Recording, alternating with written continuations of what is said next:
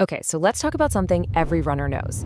That feeling. You're putting in the miles, you're doing all the workouts you're supposed to do, but your race times just aren't getting any better. In fact, maybe you're even getting a little bit slower. It is one of the most frustrating things in all of sports. And today, we're going to pull back the curtain on the secret reason that might be holding you back. And this isn't just a theory. This is the exact problem a runner named Eugene brought to his coach, Hannah. He just ran a marathon, a full 20 minutes slower than his previous one, and he was just lost. He felt like he was doing everything by the book, but the results just weren't showing up. And I'm willing to bet that a lot of you listening right now have felt just like Eugene at some point. And here's the real mystery. When his coach took a look at his training log, on the surface, everything looked perfect. I mean, he had all the right pieces in place. The weekly tempo runs, the long runs for endurance, all the key ingredients for getting faster. So the problem wasn't in the big, obvious workouts. Nope. It was hiding in plain sight, in the miles he wasn't even really thinking about. Coach Hannah started digging into what he was doing on his filler days. His so-called easy runs and recovery jogs. And that's where she found it. He was stuck in a performance trap that honestly, so many runners fall into without ever knowing it. She called it the gray zone. Hannah explained to him that he was running way too many junk miles. And the best way to think about junk miles is to think of them like empty calories. Sure, they take up time, they burn energy, they make you feel like you did something, but they give you almost none of the actual value, the specific training benefit that your body needs to adapt and get stronger. And these junk miles, they almost always happen in this one specific intensity level, this gray zone. The way Eugene described it was perfect. Comfortably hard. You know that feeling, right? Where you can kind of talk, but you'd really rather not. Well, that feeling is the trap. It's like a physiological no man's land where you're going too fast to actually recover, but you're also going way too slow to get any of the real benefits of a hard workout. And if you want to put some numbers on it, for most people, this gray zone sits right around 75 to 85% of your max heart rate. It feels like you're putting in good work. It feels productive. But in reality, all you're really doing is piling up fatigue without any clear purpose. It's all effort, with almost no reward. So to really make this click, Coach Hannah used this brilliant analogy. She told Eugene to think about his training effort like a financial investment. Every bit of energy you spend, you want the best possible return on investment, or ROI.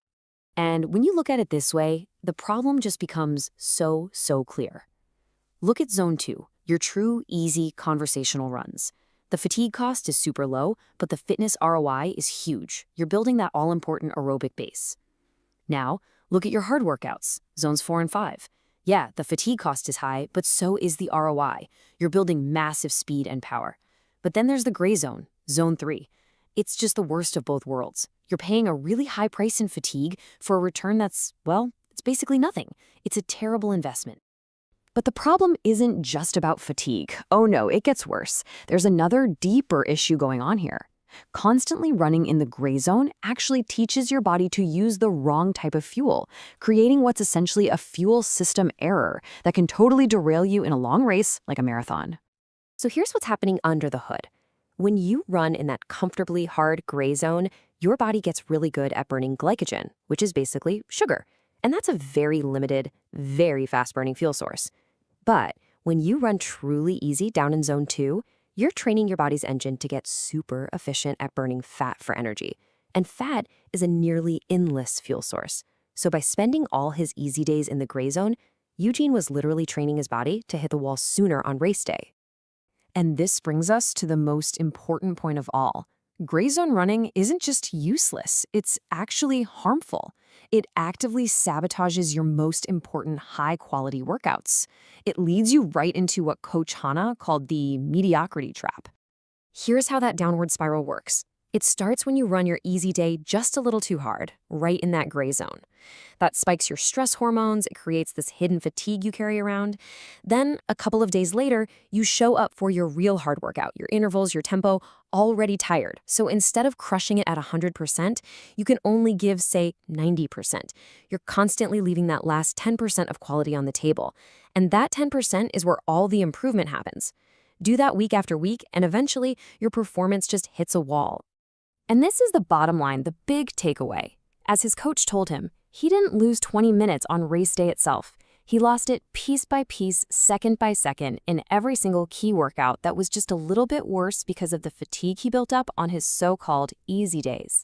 It was death by 1,000 tiny cuts. So, how do you escape this trap? The solution is honestly so simple, but I'll warn you, it feels completely counterintuitive at first. You have to be willing to slow down on your easy days so you can actually speed up when it really matters. The name for this whole training philosophy is polarized training. You've probably heard of it as the 80-20 rule. It's a principle used by pretty much all of the best endurance athletes on the planet because, well, it works.